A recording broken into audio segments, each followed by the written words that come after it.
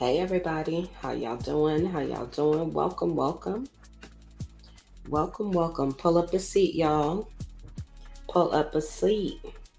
Replay game. This one, this one was actually rather publicized. This incident and pending case.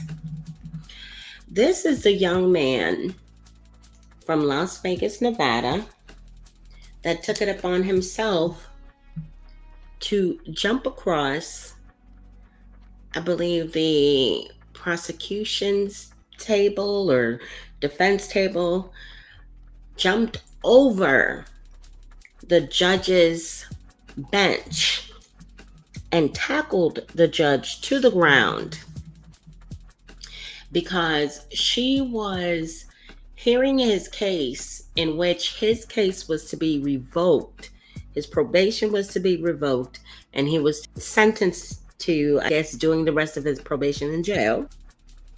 He pled his case, not to be rearrested, reincarcerated.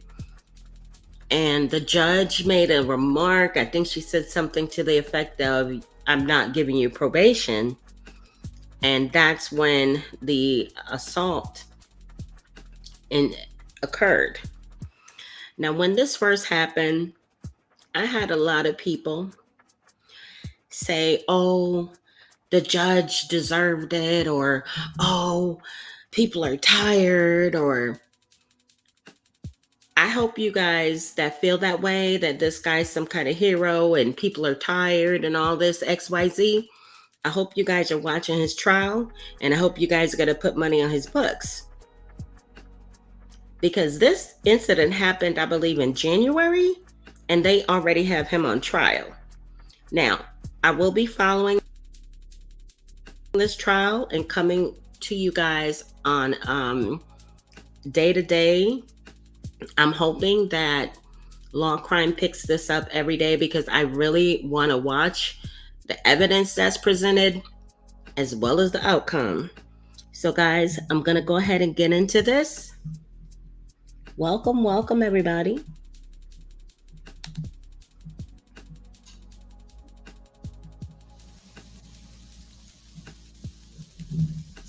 Let's see.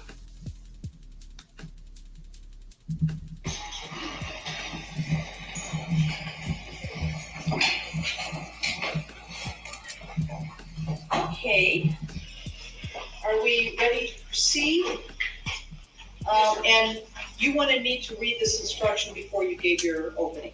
It needs to be read before we introduce the evidence. I don't know what Mr. Arnold's preference is as to whether it's read before opening.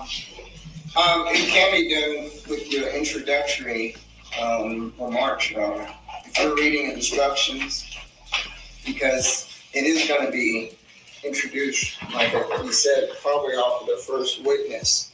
And so we don't want to take the time then to go ahead and, do the Travis instruction. Okay?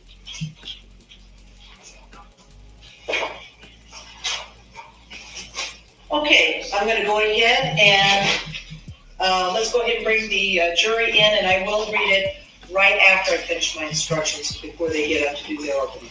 Okay? Thank you, Ellen.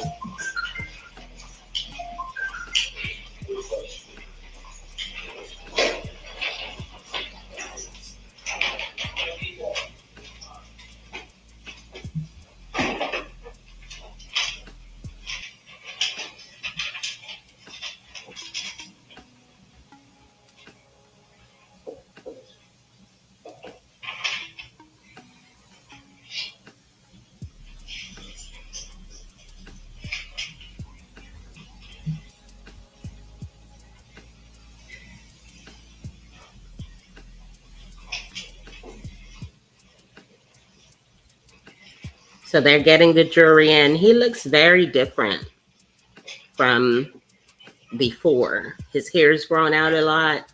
Facial hair is grown out. I believe he is incarcerated because he ended up getting sentenced later on that month, I think. But I believe they're going to recount all of the events.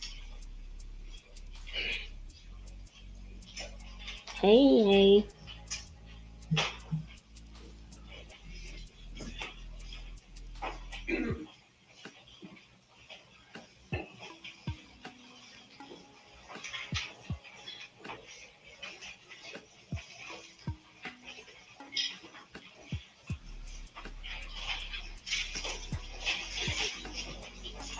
I'll press it wrong. Oh, do I still have the music playing? I think I do. Hold on, y'all.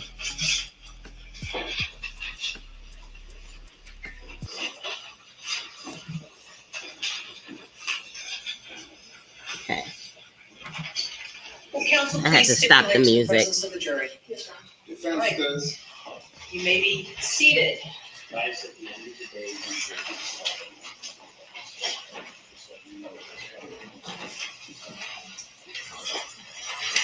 Okay.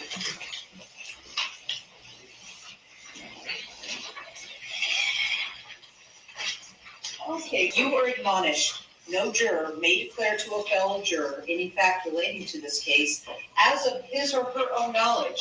And if any juror discovers during the trial or after the jury has retired that he, she, or any other juror has personal knowledge of any fact in controversy in this case, he or she shall disclose such situation to me through Officer Black in the absence of the other jurors. This means that if you learn during the course of this trial you are acquainted with the facts of this case or the witnesses and you have not previously told me of this relationship, you must then declare that fact to me. During the course of the trial, the lawyers for both sides are not permitted to converse with members of the jury. These individuals are not being antisocial. They are bound by ethics and the law not to talk to you. To do so might contaminate your verdict. You are admonished additionally, you are not to visit the scene of any of the acts or occurrences made mention of during this trial unless specifically directed to do so by the court. What that also means, when I say no investigations or to visit the scene, I mean you don't just... It's a coastal state of mind. In a coastal One moment, guys. I got a commercial over here. wine, cross into the coast with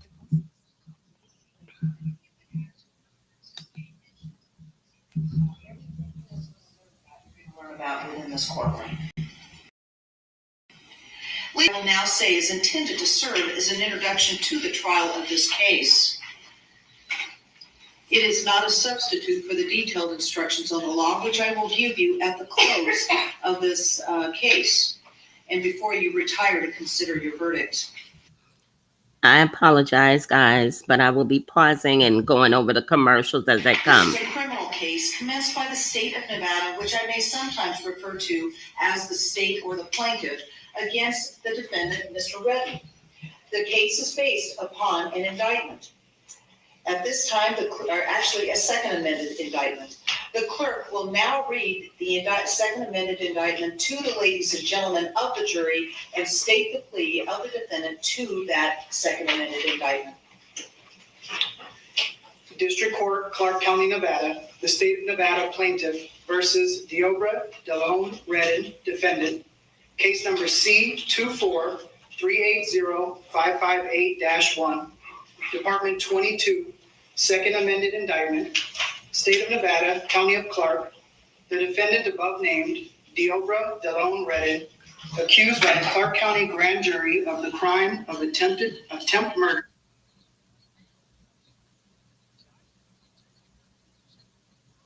Victim 60 years of age or older, committed at and within the County of Clark, State of Nevada, on or about the third day of January 2024 as follows. Count 1, attempt murder, victim 60 years of age or older, did willfully, unlawfully, feloniously, and with malice aforethought attempt to kill Judge Mary K. Holthus, who is 60 years of age or older, to wit, during rendition of sentence, and once he These knew are his she was about charges. to sentence him to prison, did leap over defense counsel table into the well of the courtroom, thereafter rushing towards the judicial bench and jumping over it Superman style directly into Judge Mary K. Holthus's judicial space, landing directly on top of her and immediately attacking Judge Mary K. Holthus by grabbing her, pulling her hair, placing his hands around her throat, and or hitting her on the head by manner and means unknown.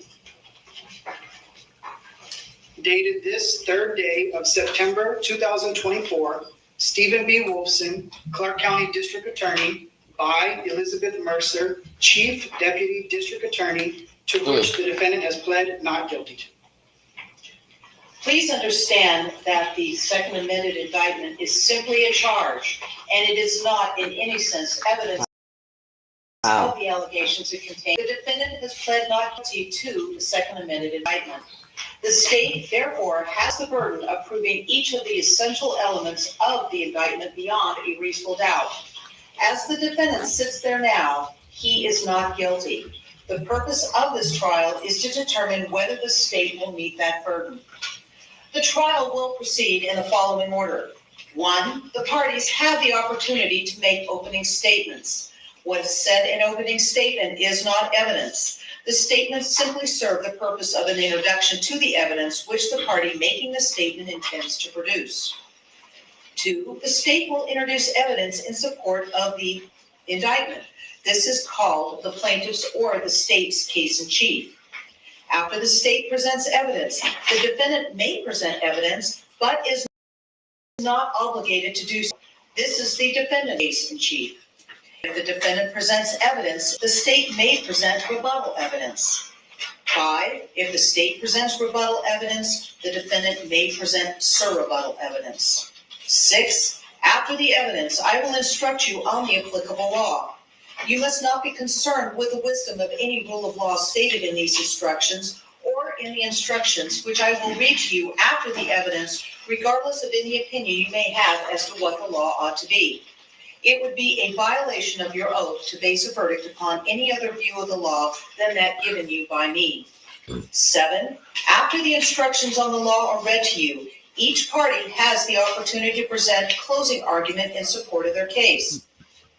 What is said in closing argument is not evidence, just as what is said in opening statements is not evidence. The arguments are designed to present to you the contentions of the parties as to what the evidence has shown and what inferences may be drawn from the evidence. Your purpose as jurors is to find and determine the facts. Under our system of criminal procedure, you are the sole judge of the facts.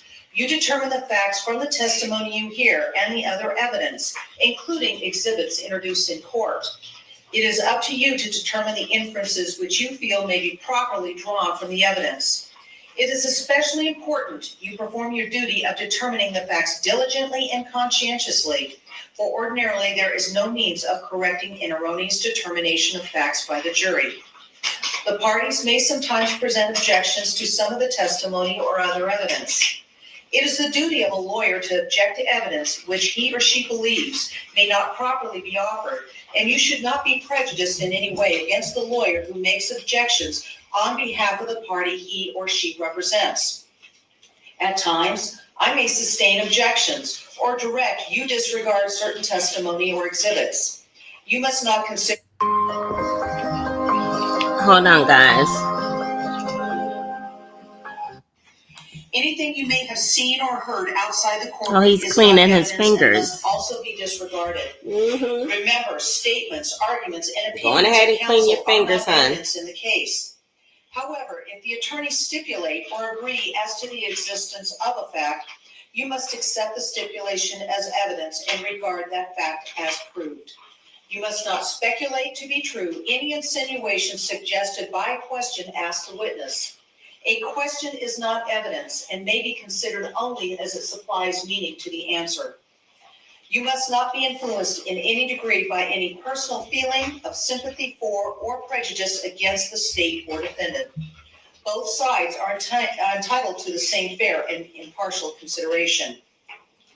In considering the weight and value of the testimony of any witness, you may take into consideration the appearance, attitude, and behavior of the witness, the interest of the witness in the outcome of the case, if any, the relation of the witness to the defendant or state, the inclination of the witness to speak truthfully or not, and the probability or improbability of the witness's statements, and all of the facts and circumstances in evidence. Thus, you may give the testimony of any witness just such weight and value as you believe the testimony of the witness is entitled to receive. There are two kinds of evidence, direct and circumstantial. Direct evidence is testimony by a witness about what that witness personally saw, heard, or did. Circumstantial evidence is testimony or exhibits which are proof of a particular fact from which, if proven, you may infer the existence of a second fact. And I'm going to give you an example of both.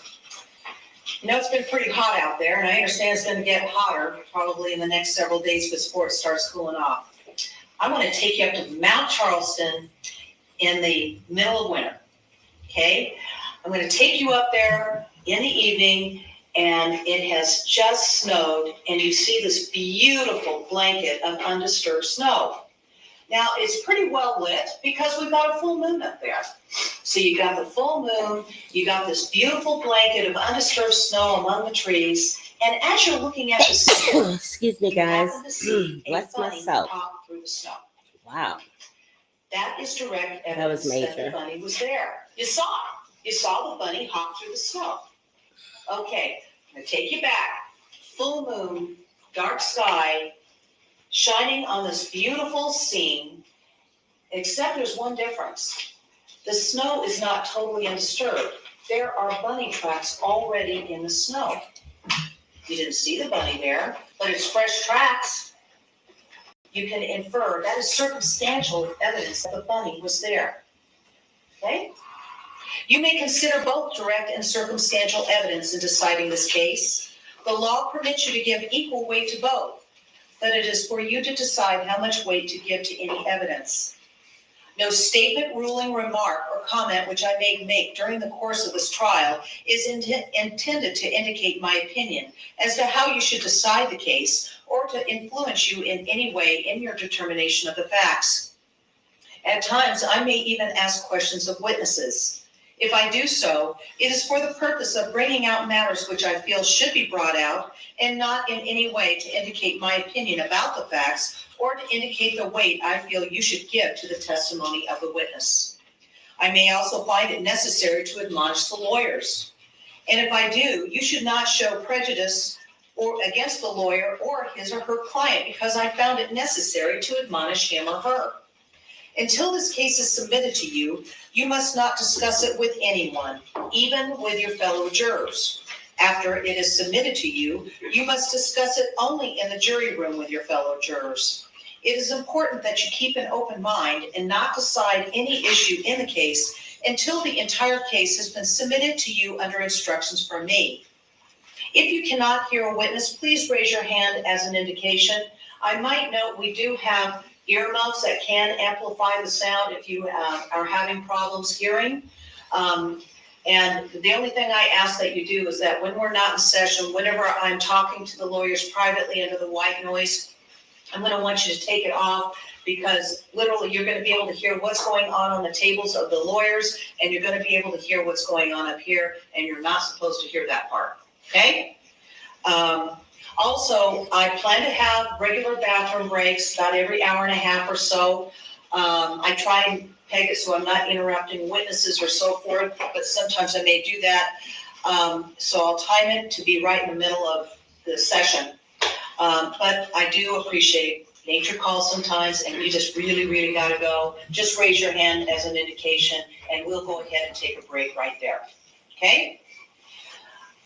I may during the trial take notes of a witness's testimony. You're not to make any inference from that action. I am required to prepare for legal arguments of counsel during this trial, and for that reason, I may take notes. Again, let me remind you that until this case is submitted to you, 1, do not talk to each other or anyone else about it or about anyone who has anything to do with it until the end of the case when you go to the jury room to decide upon your verdict. 2, anyone else means members of your family and your friends. SAT and ACT scores do matter. Huntington takes this. One moment, guys. 3, do not let anyone talk to you about the case or about anyone.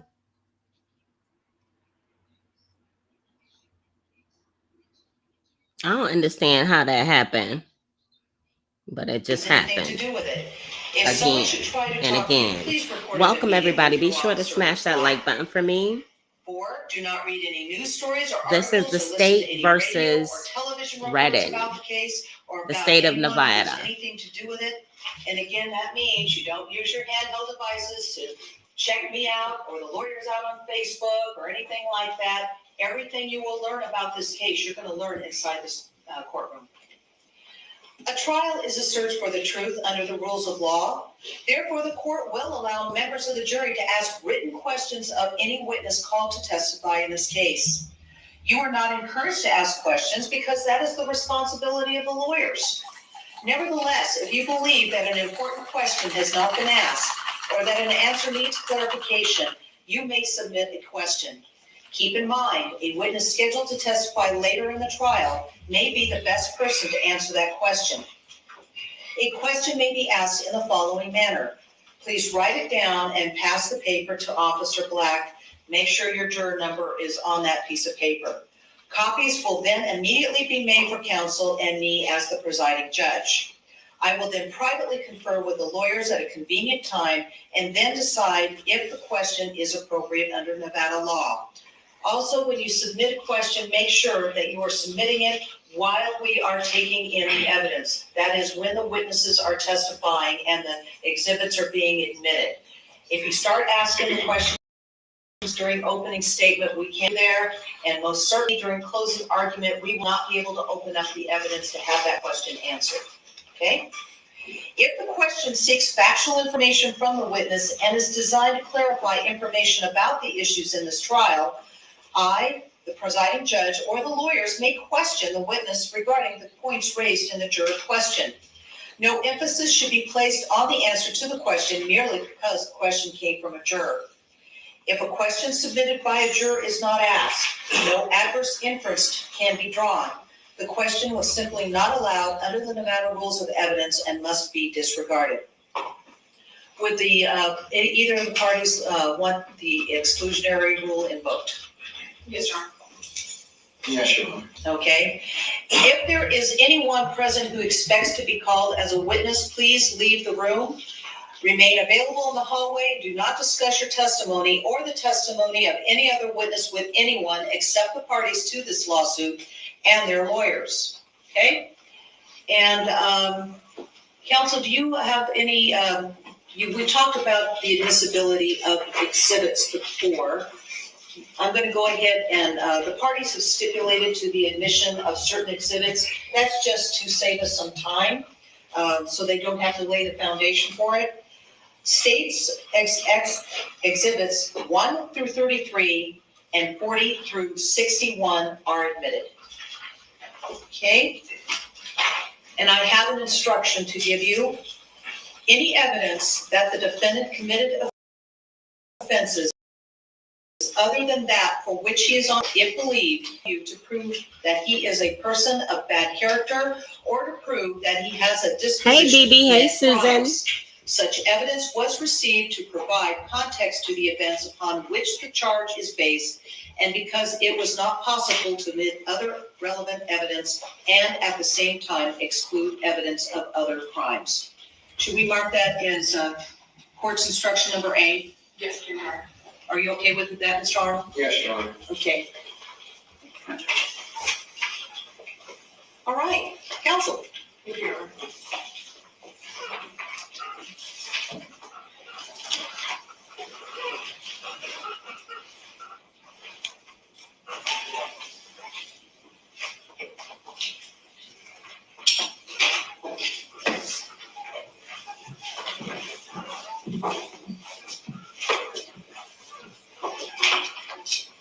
Do you have the microphone on? I'm about to turn it on right now. Okay, thank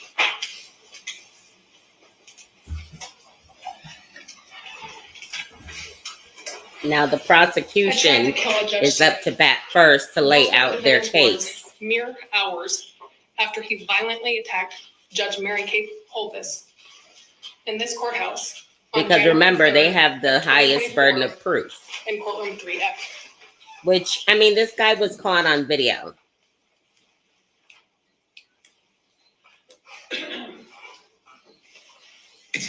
consequence with the laws of the state of Nevada.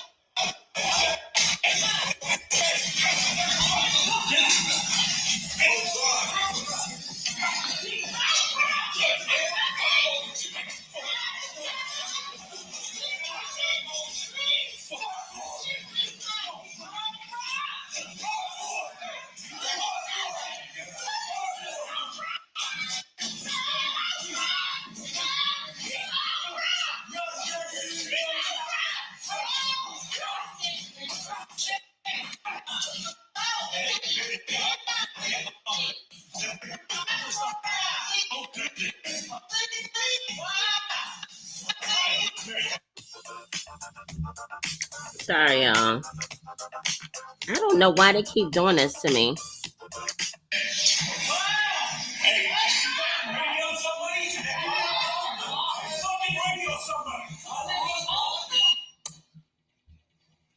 We're all here today because of that attack. Judge Mary Kay Holthus is here today because of the bravery and intervention of 6 men.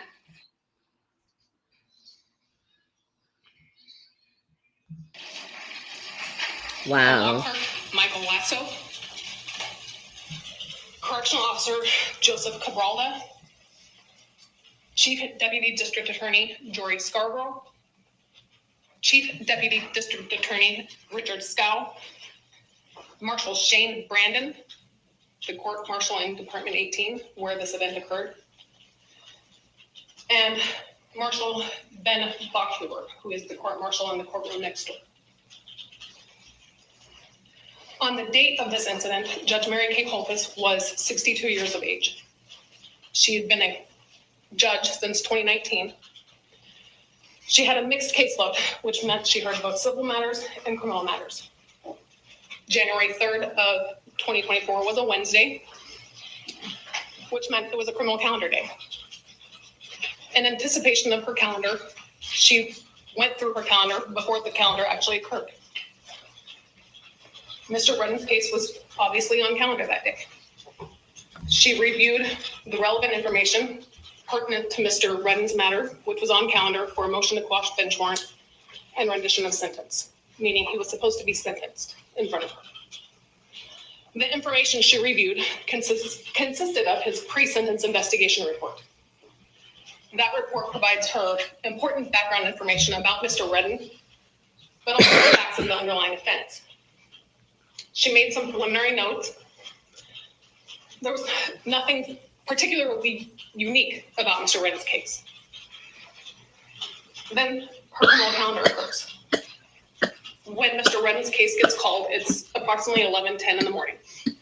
A little more than halfway through her calendar, which began at 9:30 a.m. When the case gets called, initially everything is going. You'll hear that typically with criminal sentencing, the state gets to argue first. Then a defendant is free to make a statement if he wishes to. In this case, Mr. Redden did. He argued for probation. He presented the court with information that he believed mitigated against a term of incarceration. After Mr. Redden was done, his defense attorney, Cesar Almasi, also made an argument to the court, seeking probation on his behalf. After Mr. Almasi was done, but prior to Judge Mary Kay Holthus having the opportunity to impose the sentence that she believed was appropriate, she made a comment was interpreted by many people in the courtroom, including Mr. Redden, as indicating that he was supposed to receive probation. After that comment was made, and before she imposed the sentence, Mr. Redden jumped over defense counsel's table, which was approximately 2.5 feet tall and 3 feet deep. He then bolted towards Judge Mary Kay Holthus' judicial bench. As you can see from this picture, the courtroom is set up differently from how this courtroom is set up. There's only one entrance and exit to the judicial bench in that courtroom. He then launched himself 4 feet, more than 4 feet, in the air, and tackled Judge Mary Kay Holthus like she was a football player. He then, once was over the bench and made contact with her, pulled her by the hair as hard as he could and yanked her to the ground like she was a rag doll.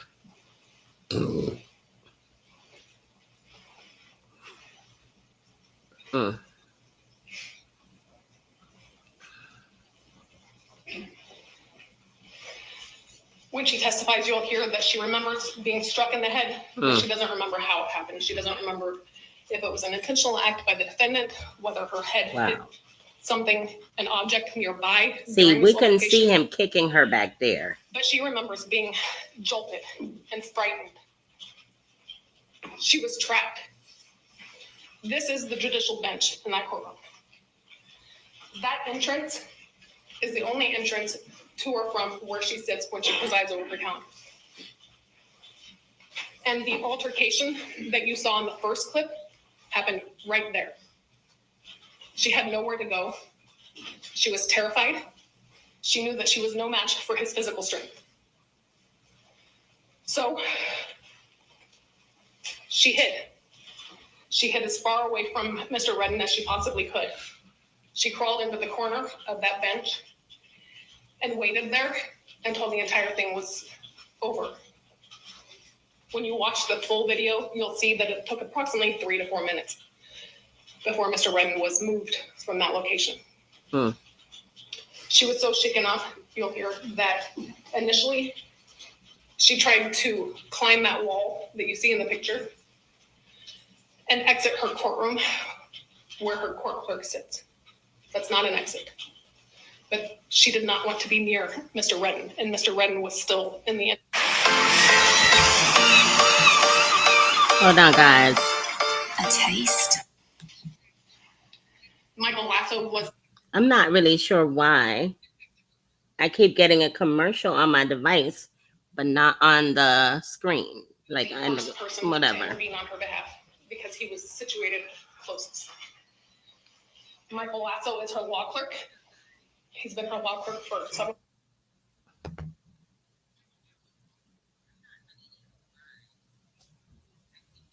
months now. I'll tell you about what his job duties are as a law clerk. It's just weird. It keeps Law going clerk, he's also off. a close family friend of the Holthuses. He has known Judge Mary Kay Holthus his entire life. He was not supposed to be at work that day. Fortunately, he changed his mind and decided to go in. He will tell you that among his many job duties as his law clerk, or as her law clerk, is he sits next to her during the calendars in case something comes up that she needs help with. Thankfully, on this day, he was situated exactly where he needed to be, to her left in that courtroom, as she presided over criminal matters. He was answering emails, performing work, and also paying attention to what was occurring on the calendar. He first realized that something was amiss when Judge Holthus made a comment and her marshal moved closer to Mr. Redden. You will hear that when her court marshal moves closer to a defendant who appears out of custody for sentencing, that generally means that defendant is about to be remanded into custody. When the marshal moved closer to Mr. Redden and started to unclasp his handcuffs, they jingled. And then he remembers seeing Mr. Redden bolt over defense counsel's table and across the courtroom. Initially, he believed that perhaps Mr. Redden was trying to exit out of one of these rear exits in the courtroom that staff use. But it became apparent to him pretty quickly that his intended target was Judge Mary Kay Holthus. And when you watch the video, you'll see the surprise, the shock in his eyes as he's watching this occur. He remembers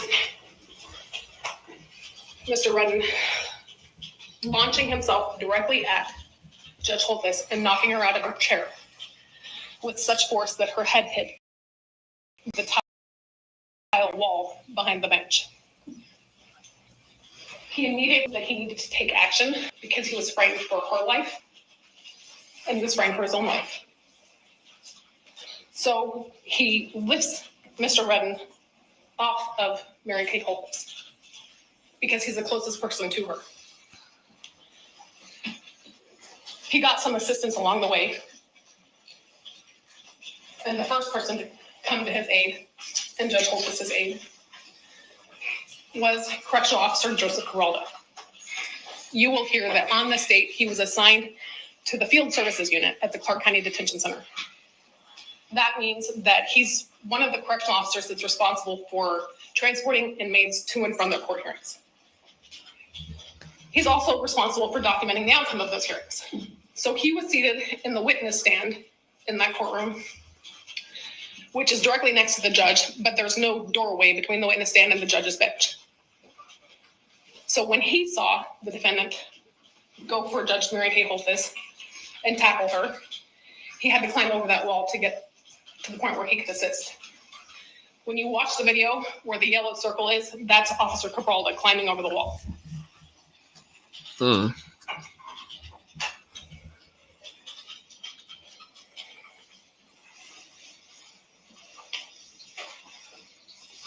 At this time, Officer Cabralda was the only correctional officer remaining in the courtroom, because other correctional officers had just done what they call a download, which means moving defendants who are already done with their cases back to the detention center.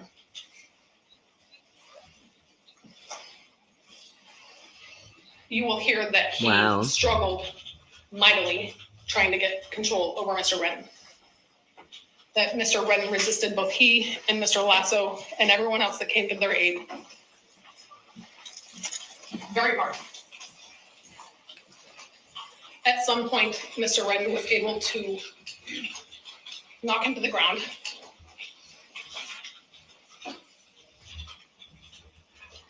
At which point, Mr. Lasso and Mr. Scarborough began to work even harder to get him off of Officer Cabralda, because Officer Cabralda was armed back, which could have presented a whole new set of problems.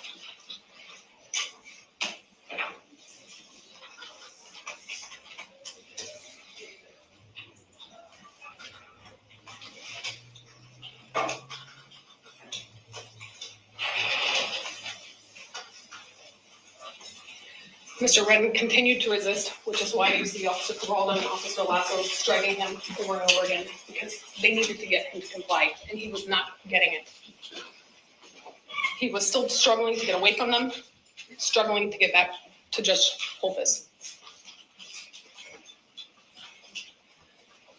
Eventually, they do get him under control. You don't want the whole world to know how sick you are. This girl can cause a lot of problems for us. Hold on, y'all. Commercials. His actual set of hands.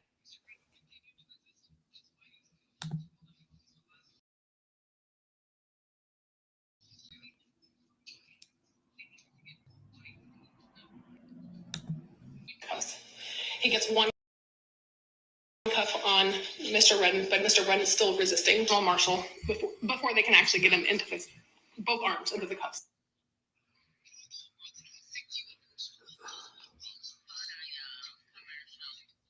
This is crazy. Chief Deputy District Attorney Jory Scarborough was in the courtroom that day because he had another matter that was on calendar, not Mr. Redden's case. He's assigned to a specialty unit at the Clark County DA's office, the gun crimes unit. And you'll hear that. I know that man is sitting in that courtroom right now, just thinking to himself, like, why did I do any of this? Like, why did I do any of this? In a day, oftentimes. So he arrived at Judge Holthus's department at around 10 a.m. and he was still present, waiting for his case to be called when this broke out. Again, he was partially paying attention, partially not, but he got the gist that Mr. Redden's case was for sentencing. Oh my goodness, my allergies, y'all. Mr. Redden wanted probation. And then he figured out that Judge Holthus was not going to give him probation. He remembers, like Mr. Lasso, watching Marshal Shane Brannon move closer to the defendant. He looks down to do something else. And when he looks up, he sees that the defendant has already cleared defense counsel's table and is running full speed and hurling himself at Judge Mary Kay Holthus. Like Mr. Lasso and Officer Cabralda, he immediately knew that he needed to assist. So he went around the witness stand, climbed over the same wall that Officer Cabralda climbed over, and tried to wrap his elbow around Mr. Redden's neck to gain compliance. He is really sitting there looking at her in amazement as if she's not talking about him. I wonder if his plea is going to include any type of insanity. I mean, they would have assessed him, though. He'll tell you that Mr. Redden was elbowing him repeatedly and trying to buck him off so that he could get back to Judge Holthus. But with the assistance of Chief Deputy Richard Scow and the other people who I've already mentioned, they were ultimately able to get him to comply. You will hear from both Michael Lasso and Joy Scarborough that once Mr. Redden was under control, their first thought was to check on Judge Holthus.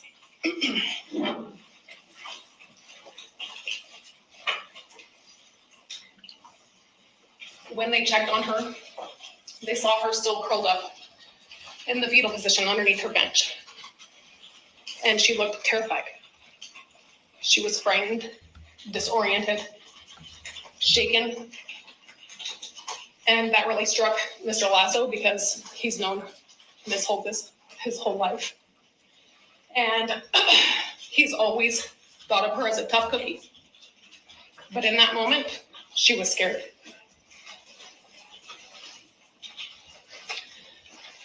Marshal Shane Brandon, as I mentioned earlier, is assigned to Department 18. He's been assigned to that department for approximately 2 years. As the court marshal, he is responsible for maintaining order and safety in the courtroom during calendars.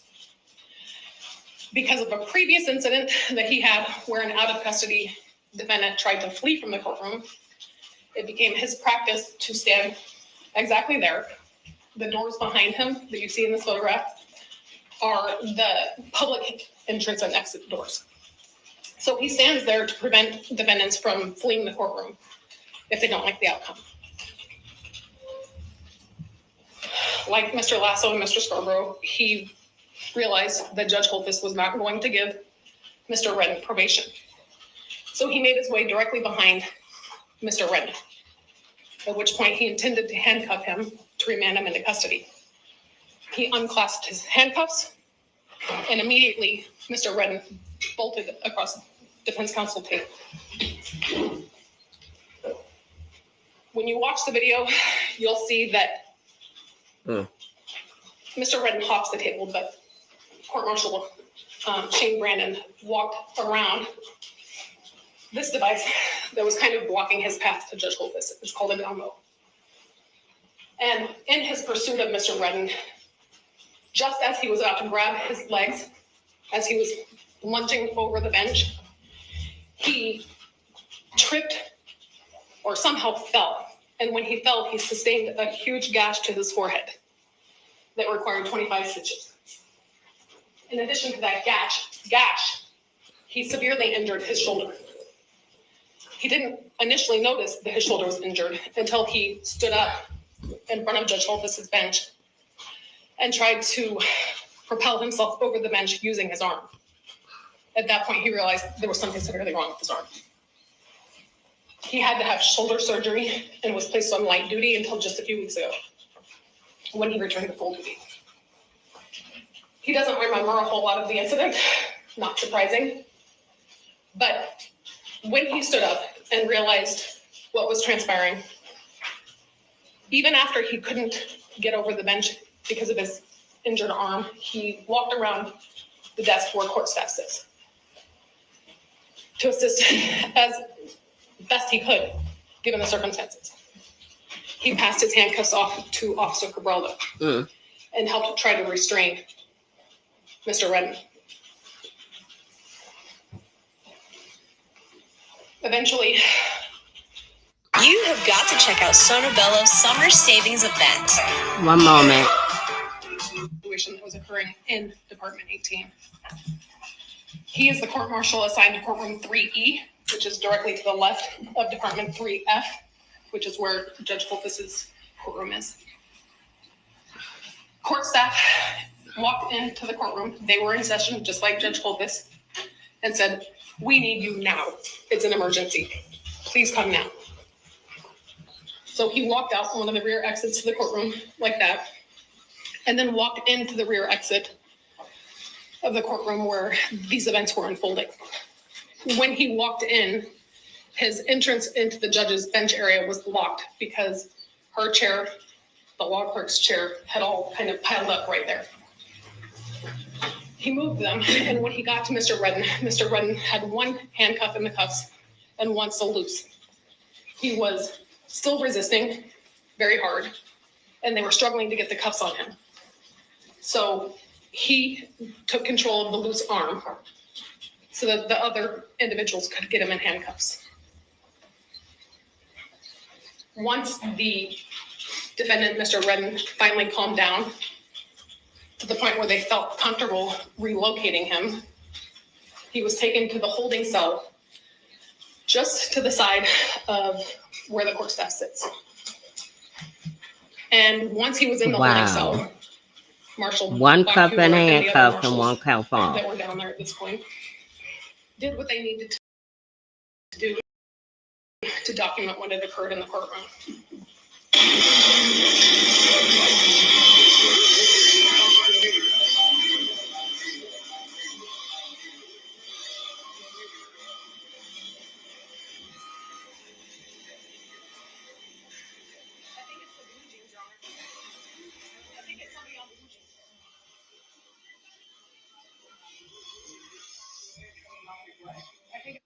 He was determined.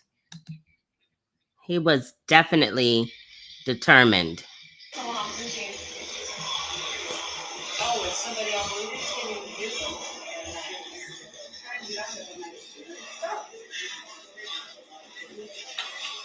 Oh, God, what? What? Somebody had some inappropriate video on there. It was inappropriate. Okay, but we may not be doing Blue Jeans or Zoom during the hearing, if that's gonna happen. Yeah. Okay, I'm sorry, Council, It's okay. and I'm sorry. This has never happened. At least not while I've been on the bench. It was the first time I heard it. Anyways. I guess they're going back to showing what the it video was. again. Mr. Redden sat in the holding cell outside of the courtroom for approximately an hour or so before Marshal Bakuber, Marshal Rollinson, and their lieutenant escorted him to the Clark County Detention Center. You'll hear that it's the court marshal's responsibility to book an out of custody inmate who was remanded into custody, which is why they had to do it. So they walked him over to the Clark County Detention Center where he began the booking process. You will hear from Correctional Officer Darren Needham and Correctional Officer Almas Cabrera that during the booking process, an inmate sees both psych and classification. And that's done for the purposes of determining where to house these individuals. When Mr. Redden was my psych on January 3rd of 2024, he reported homicidal ideations. Bless me. Specifically, the report indicates, in regards to homicidal ideation, patient stated, only the judge. She sentenced me to prison.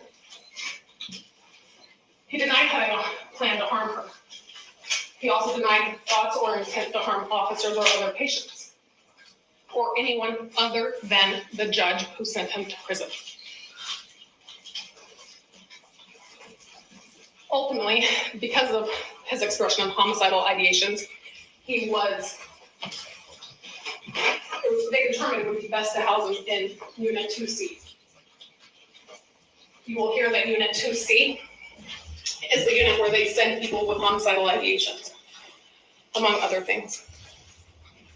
But with regards to his classification in 2C, it was because of his statements. So Officers Darren Meekum and Thomas Cabrera went to transfer release, where the defendant had been waiting for classification. They were tasked with the responsibility of getting him dressed out into his Clark County Detention Center uniform, as well as performing what they refer to as a strip search. You'll see the video of them in the area, but there's no audio. Officer Darren Meacham is the taller individual standing at the front. Officer Cabrera is the individual off to his left. And when they walked into the cell, it was a single person cell. He was by himself. They observed him casually lying on the bench with his hands behind his head. They gave him commands, told him what they were there for, and he spontaneously stated to them, "Sorry I'm moving so slow. I'm kind of sore today. I tried to kill a judge." I decided to get him Angel Sent. It has a live map. It shows my son's One moment, real-time guys. location and his movement. And that violent attack against 62-year-old Judge Mary Kay Holtis are the reason that we're all here today. And when the state is done presenting its evidence, we are going to ask that you return a verdict of guilty as to the only charge in this case.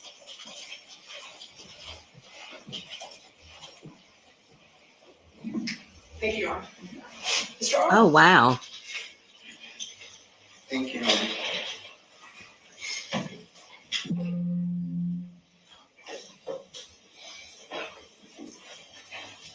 Judge, do you want me to give that to Zoom or no? Not right now. I want to make sure his presentation's unobstructed. Okay. We good? So, May it please the court, counsel, ladies and gentlemen of the jury, thank you for your time and attention. 3.7 seconds. 3.7 seconds. That was when the officer unclaps the handcuffs. My client heard it, turned and looked at him, and made a move for the bench. This all occurred in 3.7 seconds.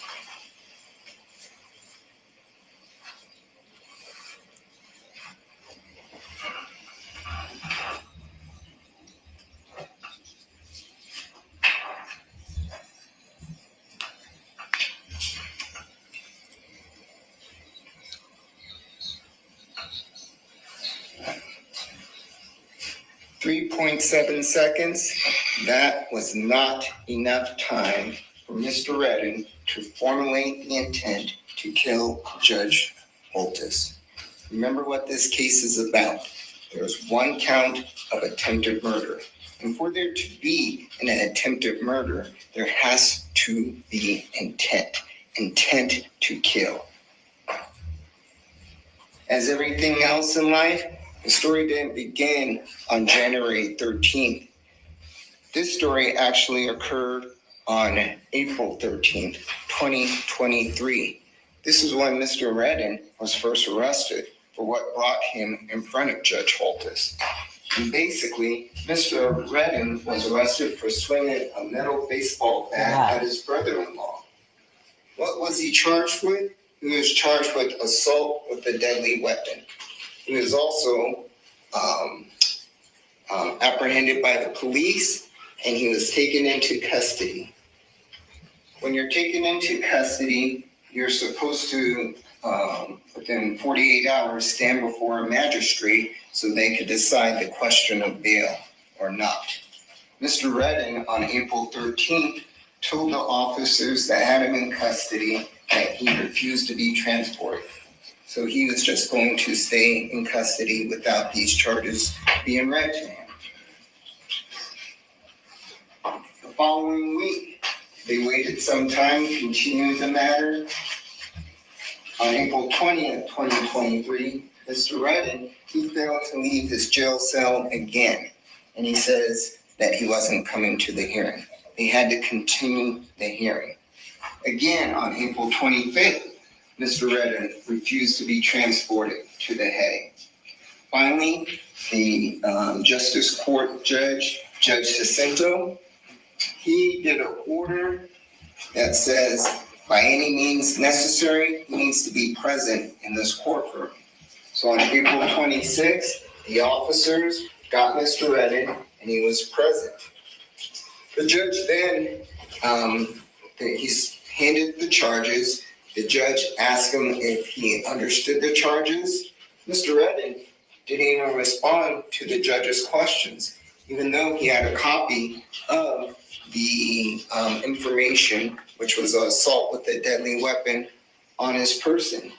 And not only did he became disruptive in the court proceedings. At this point, again, we have almost a week plus that we see this individual not coming to court. Once he gets to court, he's being disruptive and he's not participating in the court proceedings. At this point, his attorney, which was a public defender, then petitions the court to send him to what's called competency court. Competency court is a whole nother courtroom here in our building. And competency court is for people that do not understand the legal proceedings, are unable to assist their attorneys in their defense, or number 3, appear to have some kind of mental condition that prohibits them from acting properly in court. All those things were exhibited by my client, Mr. Redden. He was sent there to be evaluated and see if he can be restored to competency. Restored to competency is basically, we can't try you. We cannot prosecute you. I have a quick question for you. Sure. Do you have cable? Yeah, I do. Can you tell me about how much you pay monthly for cable? $215. Courtroom behavior, not helping your attorney out. We can't sit here and prosecute you. Right. So basically, he's found on May 23rd, he's sent to Lake Crossing. Lake Crossing is a mental. I'm just confused why he's arguing that, because his client is sitting there perfectly quiet. Institution here in town, and what they do at Lake Crossing is make sure that you're evaluated to test your competency.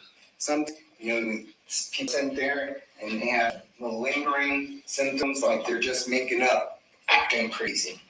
Other times, they sit there and evaluate someone, and their mental instability is so severe, they just have to stay at Lakes Crossing for an indefinite amount of time, because again, the state can't prosecute you under that incompetency. So in regards to Mr. Redden, he was evaluated, and it was determined by Dr. John Paglini, who will be here and he'll testify in regards to this case and in regards to his finding of incompetency. And there are other psychiatrists, because there at least has to be 2 that make that determination. And what they determined was he was incompetent to stand trial. And so he was given a course of medication, because his evaluation indicated that during this course of medication that would calm him down, bring him back to earth, bring him to a person that we can work with, that he can go to court, he can understand the proceedings, and not be disruptive in court. So Mr. Redden, when you go back to that one, I just want to make the last point that he was at Lakes Crossing for 5 months. He was eventually found by the doctors on October 20th, 2023, to be competent to go ahead and proceed with trial. So exactly 5 months later. Go ahead, Nelson. After he returned back to Justice Court, He was in front of Judge Jacinto. He had discussions with his attorney at that time, and they decided that he was going to go ahead and enter into a guilty plea with the state of Nevada. Again, now he's of right mind. He is able to discuss his case with his attorney. As you can see, there was no courtroom outbursts or anything like that. And so much so, the judge released him on November 1st, 2023. He was released from custody. Okay? He returns to back to court, and now this is district court. This is in front of Judge Holtis. And on December 6th, he has no extreme courtroom behavior. He goes ahead and the guilty plea agreement's read to him. He answers a myriad of questions, and he pleads guilty to an attempt assault with a deadly weapon. The sentencing was scheduled for January 3rd, 2024. Next slide. What you're going to see through medical records, through the testimony of Dr. Paganini, Mr. Redden did not receive his medication that he had while he was here in Clark County Detention Center. What happened was he gets released and he's given a prescription. That prescription is supposed to be filled at the Mojave Health Center. He calls and you'll hear testimony from Karen Springer. Karen Springer is his foster mother that he stayed with during this time. They made several attempts at appointments, called, and attempted to get him in so he could take his medication. However, you'll see through the testimony, he does not get medication, and he doesn't get it for 2 months. So from November 1st to 2020, in November 1st, 2023 to January 3rd, 2024, a period of 60 days, he does not have his medication. That put him in that state where we saw the appropriate behavior, which you're seeing today. And basically, he's under that medication that he had when he was in CCDC. And that's why he's displaying, good decorum, appropriate behavior. He's not going to wild out, and trust me, I'll tackle him if he tries to, do anything like that. But bottom line, that's not going to happen because he's medicated, he's calm, he understands what the proceedings are and what's going on right now. During this 60 days, Mr. Redden slipped back into his unstable mental state. The same mental state that he had when he was first arrested for assault with a deadly weapon and charged and eventually pled to attempted assault with a deadly weapon. Next. Do you want to see how much money you're eligible for? If you were in a car crash within the last 2 years. Hold on, guys. 2024.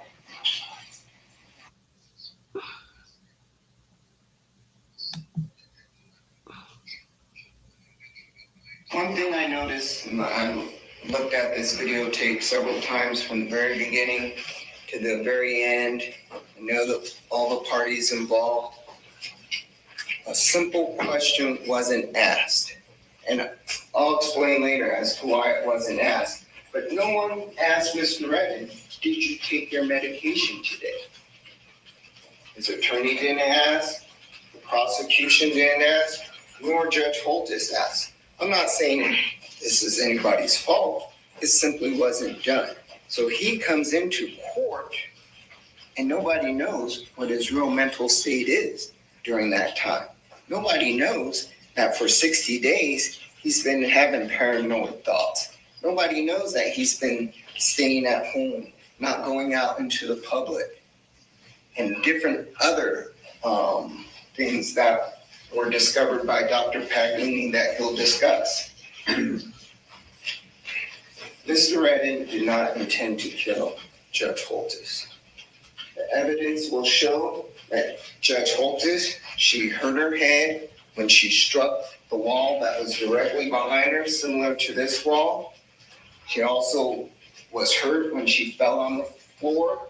You'll see pictures. She wasn't significantly bruised. She was bruised, but there wasn't significant bruises. And those were basically on the areas where she fell.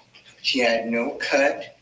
She had no strangulation marks on her throat. There will be no evidence that anybody ever that saw Mr. Redden touch her throat.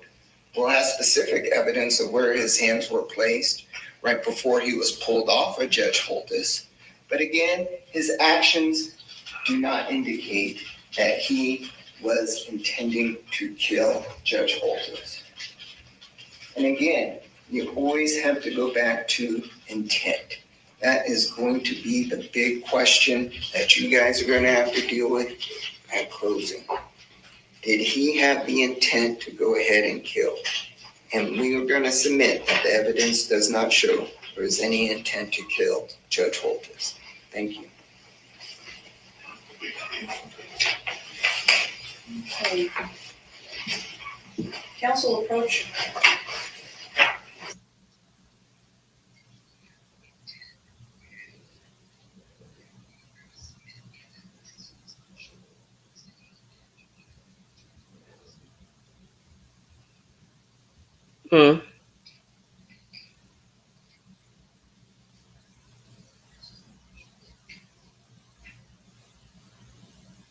So while they're in this approach, let's have a little chit chat. I knew his defense was going to be include insanity or arguing that he's not fit to stand trial. I just knew it. I knew it because, first of all, they have everything on video and they saw him fly. You know, there's evidence of him flying across the desk. Now, we'll see if they say that he had a psychotic break or something of that nature when the doctors come to testify, because this is one I will be following. This hearing is actually I think this is day one of his trial. This happened today, like probably ended like a little while ago. Okay, ladies and gentlemen, the attorneys were, let's say, a lot more efficient than we anticipated. So we're going to go ahead and finish for the day. I need you back here at 1:00. And remember, you're all like brides. We cannot get started until every one of you are here. So during this period of time, you are all admonished not to talk, converse among yourselves or with anyone else on any subject related to the trial. You're not to read, watch, or listen to any report of or commentary on the trial by any medium of information, including without limitation newspapers, television, the internet, and radio, or form or express any opinion on any subject related to the trial until the case is finally submitted to you. And again, no outside experiments, no visiting the scenes of any of the events that you've heard talked about. Don't use your iPads to find out information about this case. Don't read the newspapers. Everything you will learn about in this courtroom. Have a good evening, and we will see you tomorrow at 1:00. All right, I'm collecting the notebooks.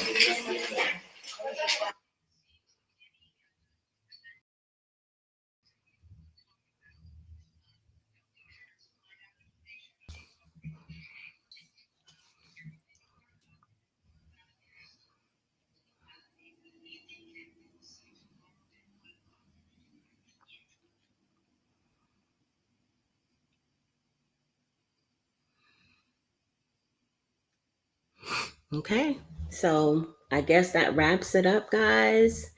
Very interesting hearing today with the gentleman. I think it's Debra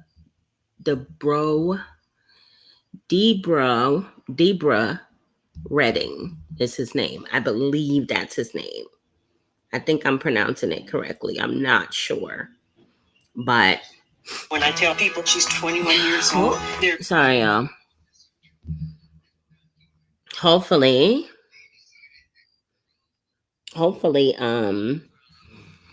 this case will go by rather quickly. I don't think it'll be a long trial.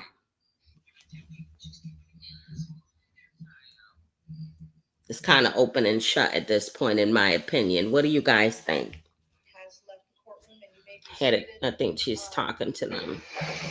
Norma, what exactly, do you know what happened? I don't know what happened, but when I switched to Zoom, there was a very improper video. Okay. Counsel, I mean, I want to be able to give the public access to the Zoom and all that. I'm just not, we called IT about this? I reported it, yes. Okay. Never had this happen before, but apparently something very inappropriate went on the Zoom system. We cannot have that. And so anybody that wants to see this, definitely you might want to consider being inside the courtroom for that. And then we'll see what we can do on our end so it doesn't happen again. And I apologize again to you for that interruption. Just for the record, at no point was that broadcast visually to the jury. Although it was audible, we couldn't really tell what it was, in my opinion. But visually, it was not in any way broadcast to the jury. Yeah, I didn't think that it was either. So, no, she was the only one. I didn't see it on any of my screens. It only came up on Zoom, which I only had access to it. Okay. All right. But anyway, we will try and find out what happened there. Okay. Okay. Schedule 1:00 tomorrow. We'll have a full day on Friday, half a day on Monday, half a day Tuesday, half a day Wednesday, if we go to get into Wednesday. Okay. Thank you, Your Honor.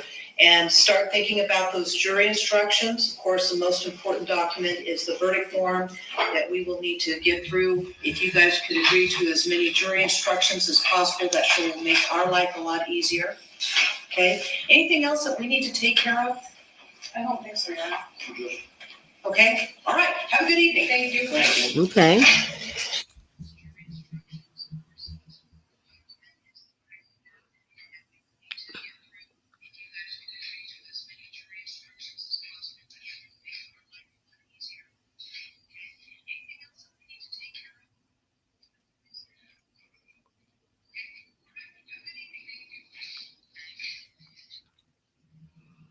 Okay. So that's it. They reconvene on Friday.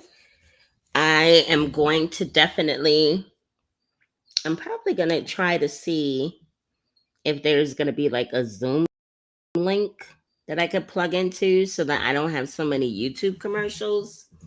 Because, guys, of course, you know, I'm working off of YouTube and their videos. And YouTube will be getting their if I can actually get into the actual Zoom link. All right. There.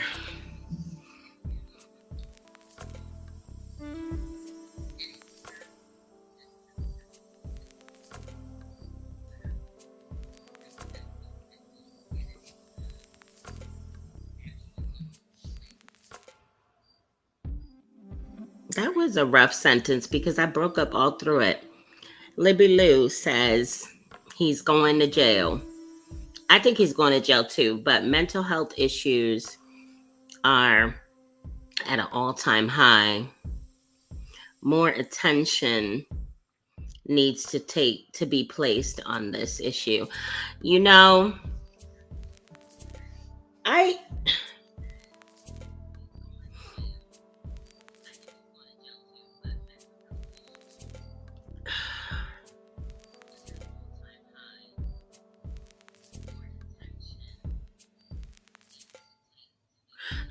I'm chewing on it a little bit, Libby. I'm chewing on it a little bit because,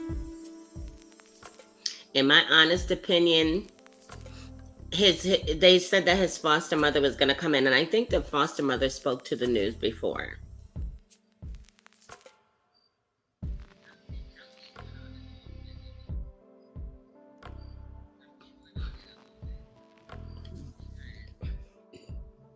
His family knew something was up. They knew he didn't have his medication. There's so many mental health services out there in every state to help with medication, services, etc. There are things out there for mental health, but it's just, as a community, I think we spend a lot of time in denial. So we don't seek those services out. But I definitely wanted to follow this one because a lot of people were being really ignorant, like, oh yeah, he should have did what he did, you know, Black men are tired and blah, blah, blah, blah, blah.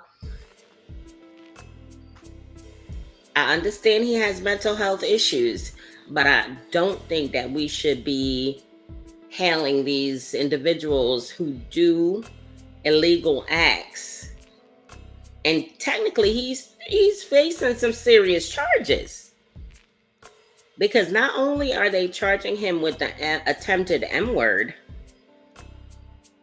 she is an individual over 62.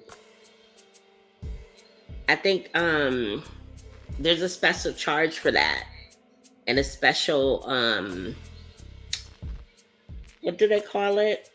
Accelerator or something that they can add to the attempted M-word to make his sentence longer. But guys, I'll keep you posted on Mr. Redding. They said they will reconvene on Friday, so I guess I'll be going live on Friday when they're live. Because I've noticed when they're live, there's no commercials. So I'm going to try to catch the stream as soon as it starts.